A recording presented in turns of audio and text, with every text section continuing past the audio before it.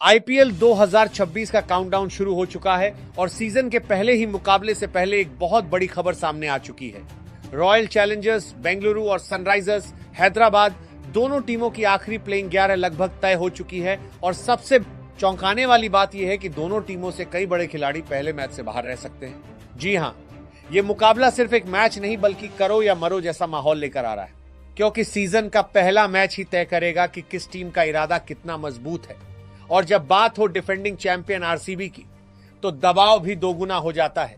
Coach और management ने इस बार बड़े फैसले लिए हैं, कुछ ऐसे फैसले जिन पर फैंस सवाल भी उठा रहे हैं और कुछ फैसले ऐसे भी हैं जो मैच का पूरा रुख बदल सकते हैं। आगे इस वीडियो में हम आपको बताएंगे आरसीबी और एसआरएच की पूरी फाइनल प्लेइंग 11, वो 3 बड़े बदलाव जिनसे टीमों का संतुलन पूरी तरह बदल गया है, और साथ ही ये भी बताएंगे कि आखिर इस मैच में किसका पलड़ा भारी नजर आ रहा है।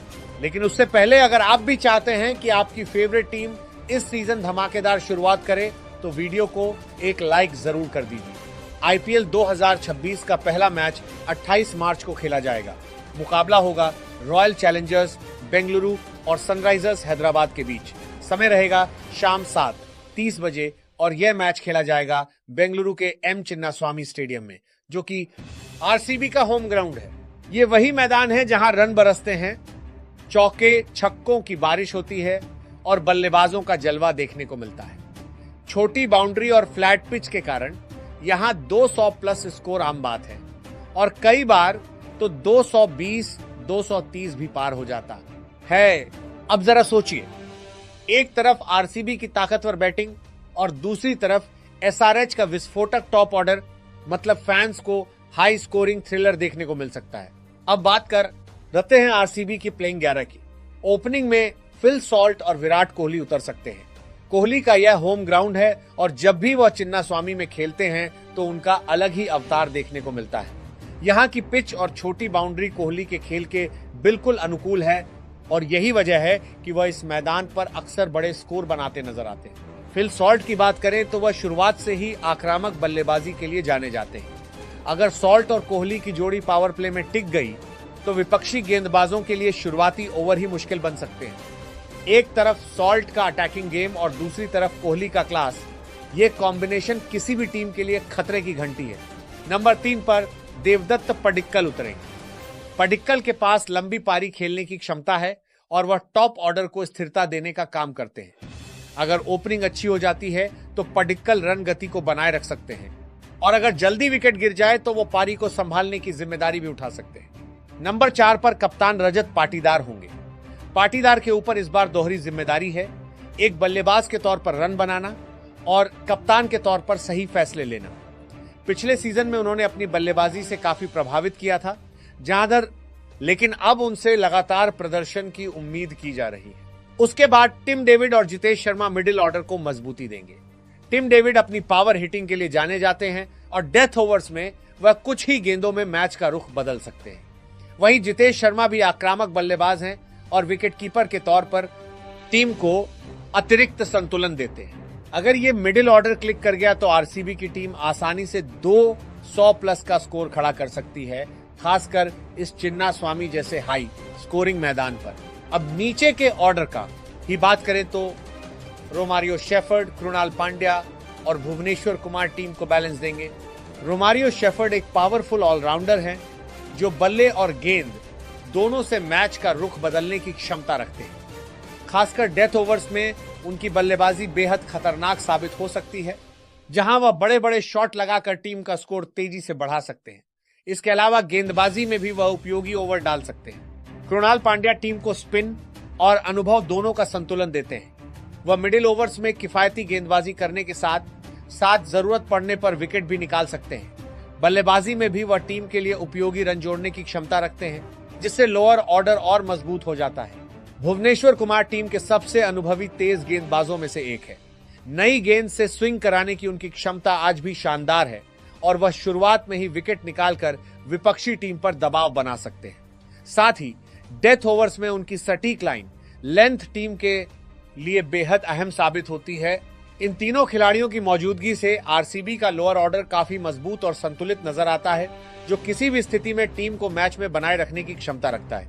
गेंदबाजी में इस बार बड़ा बदलाव देखने को मिला है क्योंकि जोश हेजलवुड टीम में शामिल नहीं है और उनकी गैर मौजूदगी आरसीबी के लिए एक बड़ा झटका मानी जा रही है।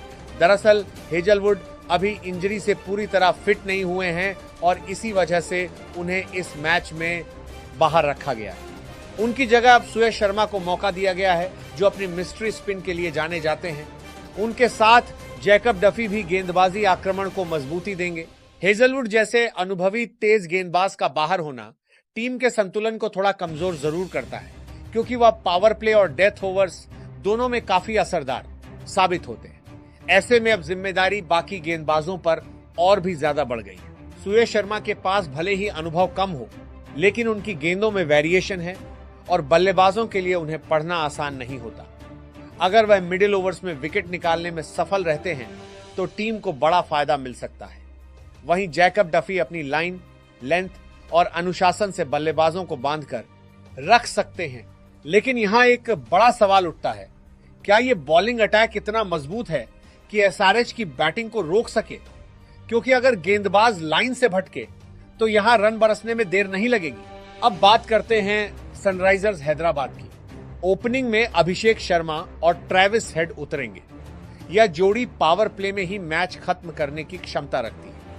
अगर ये दोनों चल गए तो फिर गेंदबाज सिर्फ गेंद उठाते ही रह जाएंगे। अभिषेक शर्मा अपनी आक्रामक बल्लेबाजी के लिए जाने जाते हैं और शुरुआत से ही गेंदबाजों पर दबाव बनाना पसंद करते हैं।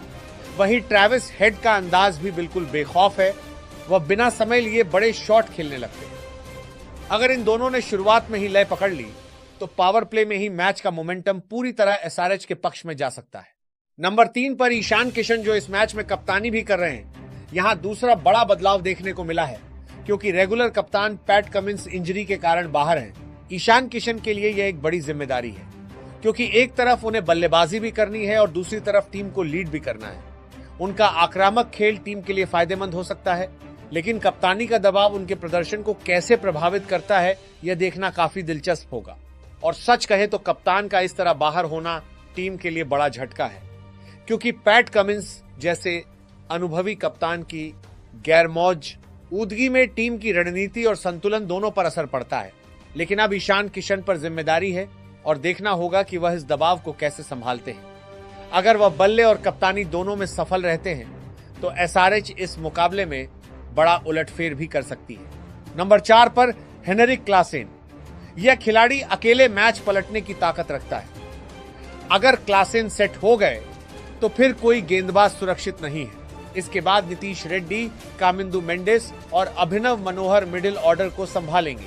नीतीश रेड्डी एक ऐसे खिलाड़ी हैं जो परिस्थिति के अनुसार अपनी बल्लेबाजी को ढाल सकते हैं।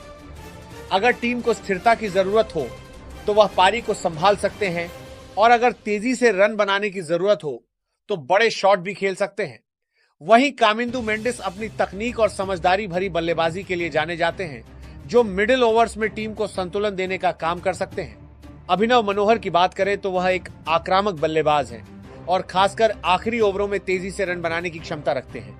अगर उन्हें सही समय पर भेजा गया तो वह कुछ ही गेंदों में मैच का रुख बदल सकते हैं। गेंदबाजी में हर्षल पटेल, जयदेव उनादकट, ब्रायडन कार्स और हर्ष दुबे नजर आएंगे। हर्षल पटेल अपनी स्लोअर गेंदों और डेथ ओवर्स की गेंदबाजी के लिए जाने जाते हैं जहां वह बल्लेबाजों को बड़े शॉट खेलने से रोक सकते हैं। जयदेव उनादकट अनुभव के साथ गेंदबाजी में विविधता लाते हैं और जरूरत पड़ने पर विकेट निकालने की क्षमता रखते हैं। ब्रायडन कार्स अपनी तेज गति और आक्रामक गेंदबाजी के लिए जाने जाते हैं जो बल्लेबाजों पर दबाव बनाने में मदद कर सकते हैं।